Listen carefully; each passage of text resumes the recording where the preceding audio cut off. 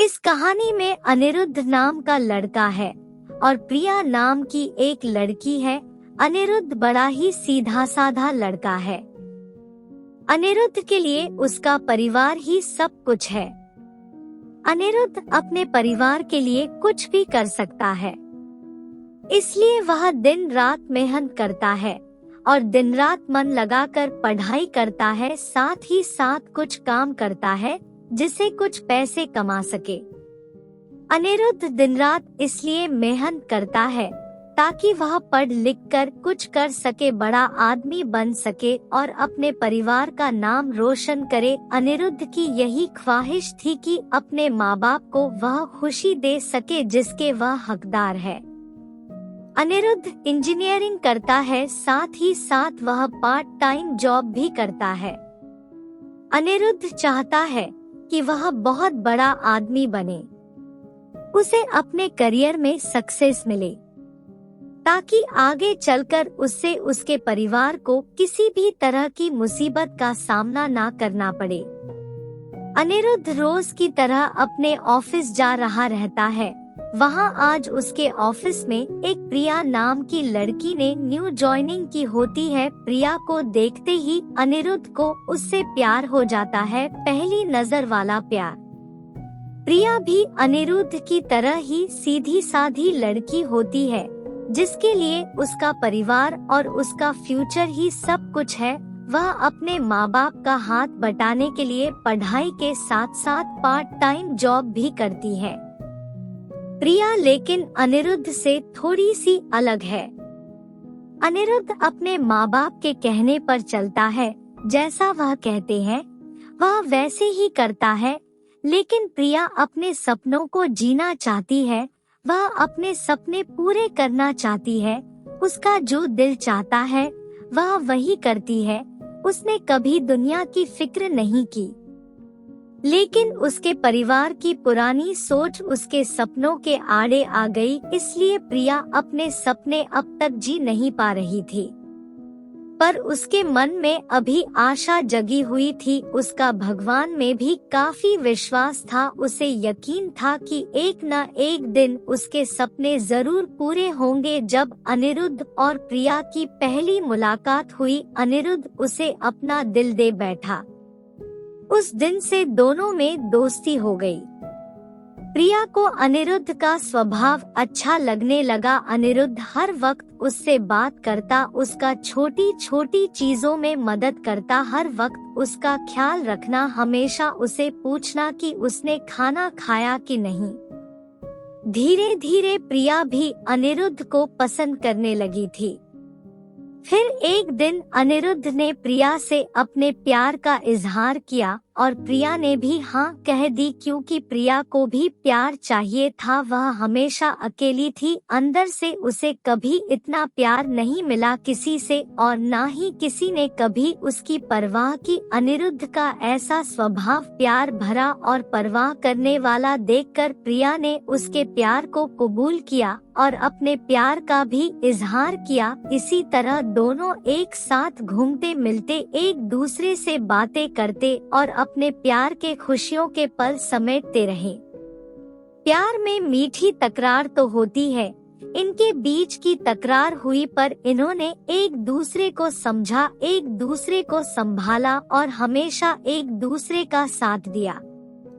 अनिरुद्ध और प्रिया दोनों एक साथ कॉलेज जाते हैं, एक साथ काम पर जाते, जहाँ जाते हैं हमेशा एक दूसरे के साथ रहते। इसी तरह खट्टी मीठी यादों के साथ दोनों ने एक साथ 4 साल गुजारे। साथ ही साथ प्रिया इंजीनियर बन गया, जिसकी काफी अच्छी नौकरी है, और प्रिया भी एक राइटर बन गई। साथ ही साथ वह अच्छा गाना भी गाती है। अनिरुद्ध ने उसका सपना भी पूरा करने में मदद की, गाना गाने का और अपनी आवाज को लोगों तक पहुंचाने का। इतना समय साथ गुजारने के बाद दोनों के बीच में प्यार बहुत गहरा हो गया। दोनों एक दूसरे के बिना अब जी नहीं सकते थे। दोनों एक दूसरे के दिल की धड़कन बन चुके थे। दोनों ने सोचा कि वह अब अपने अपने परिवार वालों को उनके रिश्ते के बारे में बताएंगे।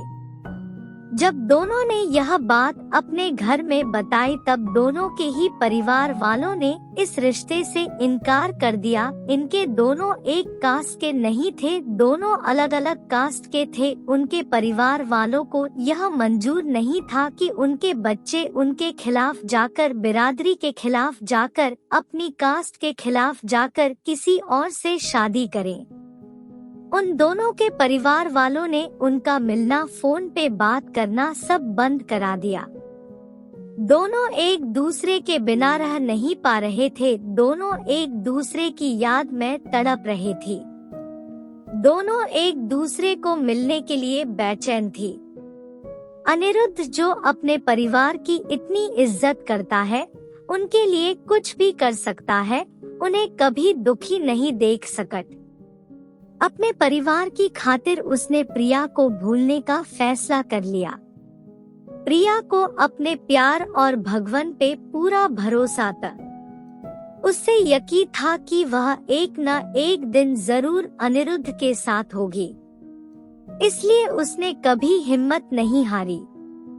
उसने बहुत कुछ किया अनिरुद्ध को पाने के लिए। रोज सुबह शाम वो भगवान से प्रार्थना करती, रोज अपने माँ बाप से कहती कि उसने कभी भी उनकी कोई बात नहीं टाली, किसी चीज के लिए उसने ना नहीं कहा। बस अपनी जिंदगी का फैसला वो खुद करना चाहती थी, क्योंकि वो जानती थी कि उसकी खुशी अनिरुद्ध के साथ है और कि सके साथ नहीं।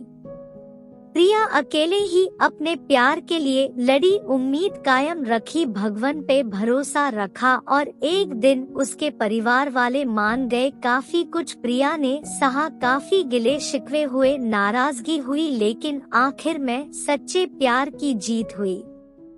किसी तरह अनिरुद्ध को भी प्रिया ने मन लिया। उन दोनों के प्यार के वास्ते और उनके साथ को देखकर उनके परिवार वाले राजी हो गए इस रिश्ते के लिए।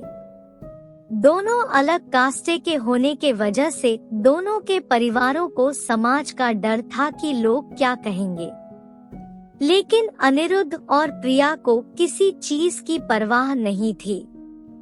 दोनों ये बात अब समझ चुके थे कि उनके प्यार के सामने कोई चीज बड़ी नहीं, वो अपने प्यार के सहारे कोई भी लड़ाई लड़ सकते हैं और जीत सकते हैं। आज के जमाने में कुछ लोग ऐसे भी हैं जो अब भी जात पात ऊंच नीच को मानते हैं, पर इस कहानी से हमें यही सीखने मिलता है कि प्यार की कोई जात नहीं होती, प्यार का कोई धर्म नहीं होता। प्यार तो प्यार होता है जिसके सहारे जिंदगी खुशी से जी सकते हैं। इस तरह की और मजेदार स्टोरी के लिए अभी सब्सक्राइब करिए स्टोरी लव हब को। धन्यवाद।